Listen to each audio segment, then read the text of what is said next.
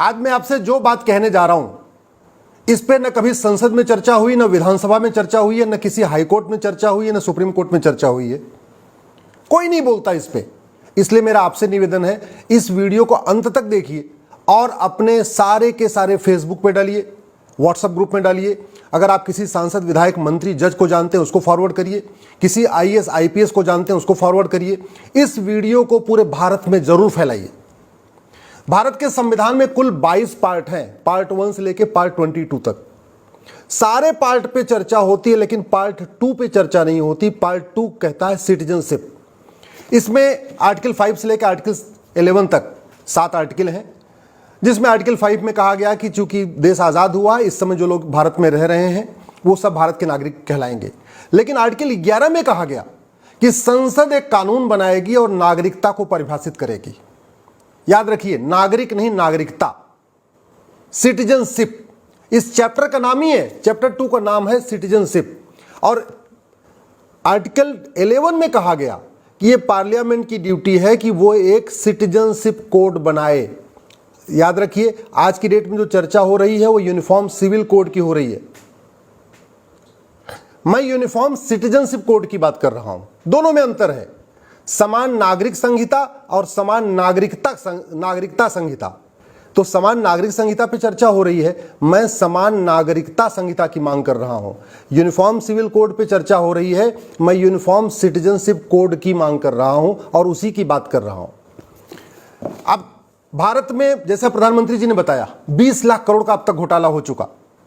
किसी की नागरिकता गई नहीं गई, क्योंकि हमारा कानून घटिया है। पार्लियामेंट को यह कहा गया कि आप एक सिटीजनशिप कानून बनाइए, और नेहरू जी ने 1955 में एक कानून बनाया, सिटीजनशिप एक्ट। लेकिन वो कानून इतना महाघटिया है कि आज तक न किसी बलात्कारी की नागरिकता गई, न किसी भ्रष्टाचारी की नागरिकता गई, न किसी गैंगस्टर की नागरिकता गई, न किसी ड्रग स्मगलर की नागरिकता गई। तो कानून ऐसा हो, ये कॉन्स्टिट्यूशन कहता है कि जिससे अपराध रुके, भ्रष्टाचार रुके। लेकिन दुर्भाग्यवश हमने भ्रष्टाचारियों की, अपराधियों की नागरिकता खत्म करने के लिए कानून बनाया नहीं। तो इस देश में जो सबसे पहली रिक्वायरमेंट है, एक सिटीजनशिप एक्ट बनाया जाए, नया सिटीजनशिप एक्ट बनाया जाए। उसमें क्या किया जाए? जो लोग समता, समानता, समरसता को नहीं मानते, यानी कॉन्स्टिट्यूशन के प्रियम्बल को नहीं मानते, equality, justice, liberty, fraternity, unity, integrity को नहीं मानते, डिग्निटी को नहीं मानते, उनकी नागरिकता खत्म होनी चाहिए। सीधी सी बात है। जो लोग फंडामेंटल राइट्स को नहीं मानते, आर्टिकल 14 कहता है इक्वलिटी बिफोर लॉ, आर्टिकल 15 कहता है भेदभाव नहीं करना, आर्टिकल 16 कहता है सबको समान अवसर देना, आर्टिकल 21 कहता है सबको सम्मान के साथ जीवन जीने का अधिकार है। जो लोग उसके खिलाफ है, उनकी नागरिकता खत्म होनी चाहिए। जो कुरीतियों को बढ़ा रहे हैं, कुप्रथाओं को लेके ढो रहे हैं, उनकी नागरिकता खत्म होनी चाहिए। हलाला जैसी कुरीति, मुताह जैसी कुरीति, मिस्यार जैसी कुरीति, तहर्रुस जैसी कुरीति, जो लोग लेके आगे बढ़ रहे हैं, उसका समर्थन कर रहे हैं, उनकी नागरिकता खत्म होनी चाहिए। भारत में 50% समस्याओं का मूल कारण भ्रष्टाचार है। तो जो आदमी भ्रष्टाचार करे, उसकी नागरिकता खत्म होनी चाहिए। 70,000 करोड़ का कॉमनवेल्थ घोटाला हो गया, 1,76,000 करोड़ का 2G घोटाला हुआ, 1,86,000 करोड़ का कोयला घोटाला हुआ।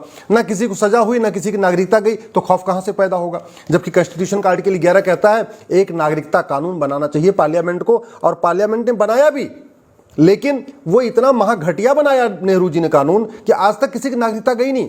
बड़े से बड़े भारत में गैंगस्टर हुए, हाजी मस्तान हुआ, दाऊद इब्राहिम हुआ, उसके बाद भी और भी कितने सारे गैंगस्टर हुए मुंबई में, पूरे भारत में। किसी की नागरिकता गई नहीं गई। कश्मीर में जिन लोगों ने पलायन करने के लिए मजबूर किया, उनकी नागरिकता गई नहीं गई। जिन लोगों ने बंगाल से पलायन करने के लिए मजबूर किया, किसी की नागरिकता गई नहीं गई। जिन लोगों ने नागालैंड से हिंदुओं को भगाया, किसी की नागरिकता गई नहीं गई। जिन लोगों ने मिजोरम से हिंदुओं को भगाया, जिन लोगों ने मेघालय से हिंदुओं को भगाया, जिन लोगों ने लक्षद्वीप से हिंदुओं को भगाया, जिन लोगों ने केरल से हिंदुओं को भगाया, आज तक किसी की नागरिकता नहीं गई। क्यों? क्योंकि कानून ही नहीं है। जो लोग भ्रष्टाचार कर रहे हैं, और भ्रष्टाचार मैंने आपको बताया ना, 50% समस्याओं का रूट काज है। घुसपैठ का मूल कारण भ्रष्टाचार है, धर्मांतरण का मूल कारण कालाधन, हवाला है। तो जो लोग भारत में धर्मांतरण कराते हैं, उनकी आज तक नागरिकता गई नहीं।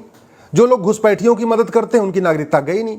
जो भारत में घुसपैठिए रह रहे हैं, उनमें किसी की नागरिकता गई नहीं। और क्यों नहीं जा रही है? क्योंकि कानून नहीं है।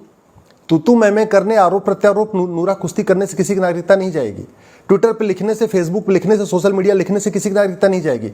नागरिकता तब किसी की जाएगी जब कानून होगा, और कानून हमारे पास है नहीं।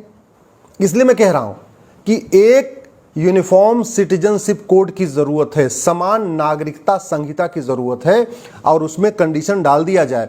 मैं कह रहा हूं 20 कंडीशन हो, 25 कंडीशन हो कि भाई जो आदमी इक्वलिटी, जस्टिस, लिबर्टी, फ्रेटर्निटी को नहीं मानेगा उसकी नागरिकता खत्म होगी। जो आदमी समता, समानता, समरसता को नहीं मानेगा, राष्ट्र प्रथम नहीं मानेगा, वंदे मातरम को विरोध करेगा, भारत माता की जय नहीं बोलेगा, उसकी नागरिकता खत्म होगी। जो हलाला, मुताह, मिस्यार जैसी कुरीतियों को आगे बढ़ाएगा उसकी नागरिकता खत्म होगी। जो आदमी जमाखोरी करेगा, मिलावटखोरी करेगा, कालाबाजारी करेगा, नशा तस्करी करेगा, मानव तस्करी करेगा, उसकी नागरिकता खत्म होगी। अभी देखिए कानून बनते ही ना खौफ पैदा हो जाएगा। जो आदमी घुसपैठ कराएगा, घुसपैठियों की मदद करेगा, जो घुसपैठियों का आधार बनाएगा, राशन कार्ड बनाएगा, बर्थ सर्टिफिकेट बनाएगा, ड्राइविंग लाइसेंस बनाएगा, वोटर आईडी बनाएगा, पासपोर्ट बनाएगा, उसकी नागरिकता खत्म होगी। अभी तुरंत खौफ पैदा हो जाएगा। जो आदमी यहां पे भारत